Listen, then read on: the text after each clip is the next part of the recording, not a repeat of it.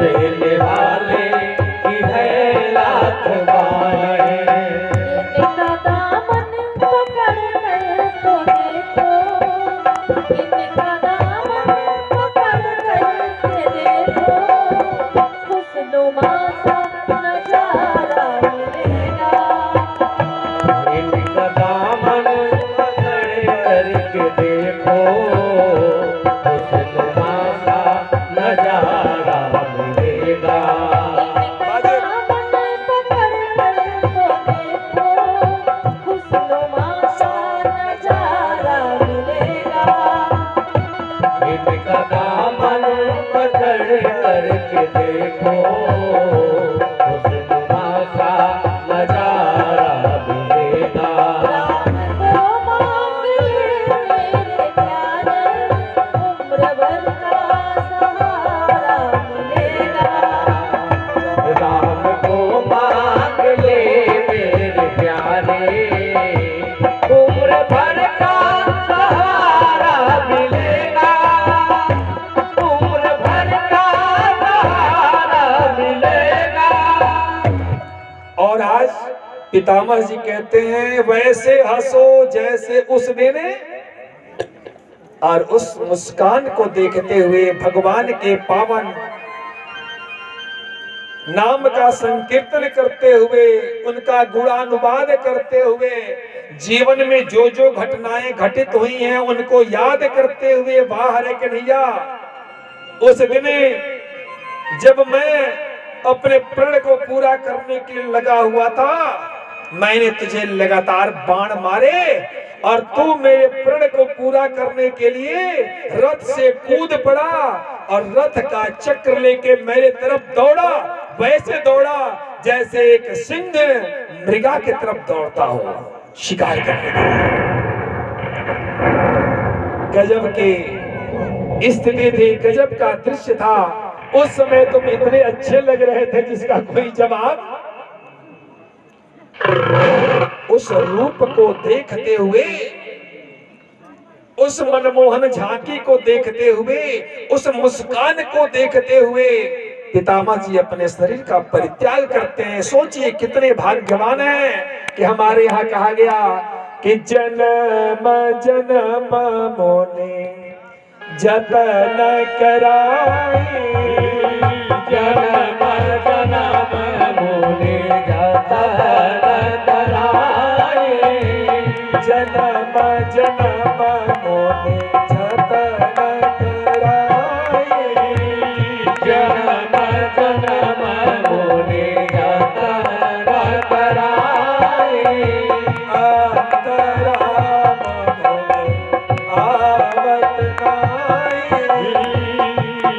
अंतराम मोने आवत नाई। अंतराम मुख आवत नाई।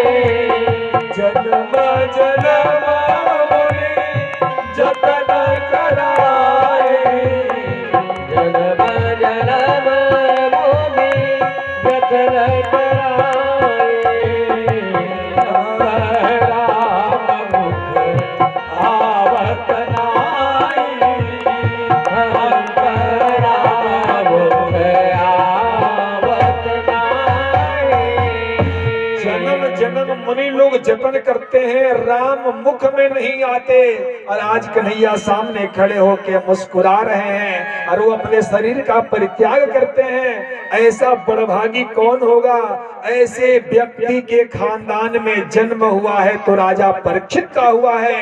इसलिए कहा गया कि उनके अंदर अनुवांशिक पवित्रता है। भगवान चलने को तैयार हैं, लेकिन उधर ब्रह्मास्त्र का प्रयोग पुनः गर्भ पे कर दिया है अश्वत्थामा, उत्तरा के गर्भ पे। और उत्तरा किसी के पास नहीं जाती और कन्हैया के पास चली जाती हैं।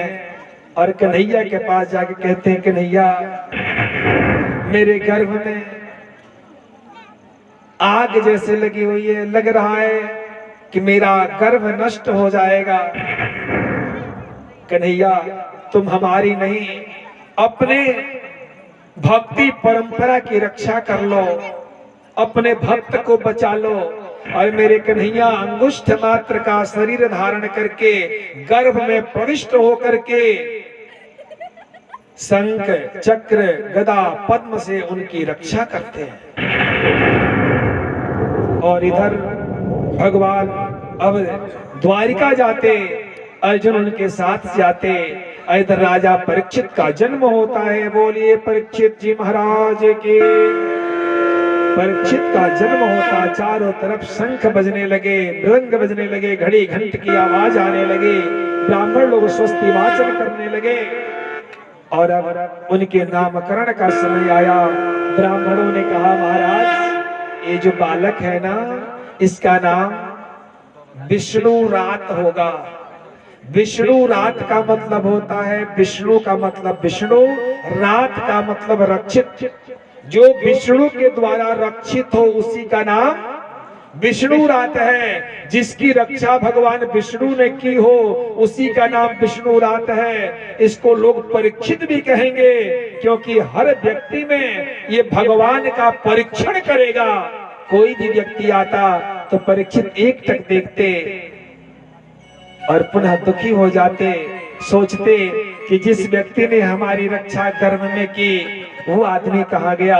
बार बार उस परमात्मा को देखने की इच्छा रखते, उनका नाम परीक्षित होता। बोलिए आनंद कंद भगवान के जय। राजा परीक्षित धीरे धीरे बड़े हो रहे हैं, धार्मिक स्वभाव के हैं। इधर महाराज युधिष्ठिर को अपशकुन मिलने लगा, और जब अपशकुन मिलता है तो वो बड़े ही दुखी होते। और इधर हमारे विदुर जी का आगमन होता, जो युद्ध के पहले ही घर छोड़ के तीर्थ यात्रा में निकल चुके थे। वो धृतराष्ट्र गांधारी को लेकर के सप्तस्रोत तीर्थ में जाते हैं। उनको मुक्ति का मार्ग बता करके उनका मुक्ति का मार्ग प्रशस्त करते हैं। अपशकुन होता, भगवान श्री कृष्ण का परम धाम होता है। अर्जुन लौटते हैं, कोल भीलों ने उन्हें पराजित कर दिया है। उस समय युधिष्ठिर कहते हैं कि भाई अब ये समय हम लोगों के रहने योग्य नहीं रह गया। परीक्षित को गद्दी पे बिठाते और ये लोग हिमालय के तरफ प्रस्थान कर लेते हैं। बोलिए आनंद कंद भगवान की जय। बहुत संक्षिप्त में कह रहा हूँ, छोड़ना तो नहीं चाहता, इस समाज को ठीक करिए,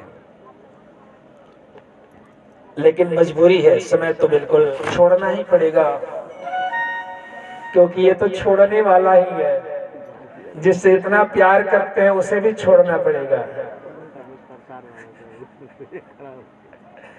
ये शरीर भी जिससे हम इतना प्यार करते हैं उसको भी एक ना एक दिन, बीवी की तो बात ही छोड़िए, है ना देवेंद्र जी, पत्नी को तो छोड़ के ही जाना है। धन दौलत जिससे इतना प्यार करते हैं उसको भी छोड़ना है, तो छोड़ना तो पड़ेगा ही। इसलिए छोड़ने से पीछे हटने की आवश्यकता क्यों बाबा, गलत कह रहा हूं? छोड़ने से पीछे छोड़ के दुखी नहीं होना है, क्योंकि एक न एक दिन छोड़ के तो जाना ही है। इसलिए छोड़ने की आदत डाल लेते हैं और भगवान को पकड़ने की आदत डाल लेते हैं, कल्याण हो जाएगा। बोलिए भागवत भगवान की।